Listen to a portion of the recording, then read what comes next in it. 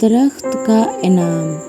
ایک دن حبان اسکول سے واپس آ رہا تھا جب اس نے راستے میں ایک بڑا درخت دیکھا۔ درخت بہت پرانا اور گھنا تھا، لیکن اس کے ارد گرد کچرا بکھرا ہوا تھا۔ حبان نے دیکھا کہ لوگ اس کے نیچے بیٹھتے ہیں لیکن درخت کا خیال نہیں رکھتے۔ حبان کو اپنے ٹیچر کی وہ بات یاد آئی جو انہوں نے ماحول کے بارے میں کہی تھی۔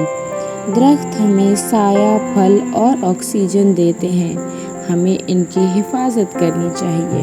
حبان نے سوچا، یہ درخت تو سب کو اتنا فائدہ دیتے ہیں اور ہم اس کا خیال بھی نہیں رکھتے۔ اگلے دن حبان نے اپنے دوستوں کے ساتھ مل کر درخت کے نیچے کا سارا کچرا صاف کیا۔ پھر انہوں نے وہاں ایک بینر لگا دیا جس پر لکھا تھا، درخت ہماری زندگی ہیں، ان کا خیال رکھیں۔ کچھ دنوں بعد وہاں سے گزرنے والے لوگوں نے بھی درخت کا خیال رکھنا شروع کر دیا۔ اب وہ درخت صاف ستھرا اور مزید خوبصورت لگنے لگا۔ چند مہینے گزرے اور حبان نے دیکھا کہ درخت پر خوبصورت پرندے آنا شروع ہو گئے تھے، پھل بھی زیادہ ہو گئے تھے اور وہاں بیٹھنا بہت آرام دہ ہو گیا تھا۔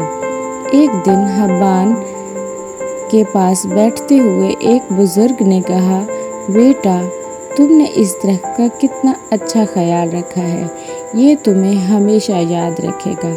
سبق: یہ کہانی بچوں کو سکھاتی ہے کہ درخت اور پودے ہماری زندگی کا اہم حصہ ہیں اور ان کی حفاظت کرنا ہماری ذمہ داری ہے۔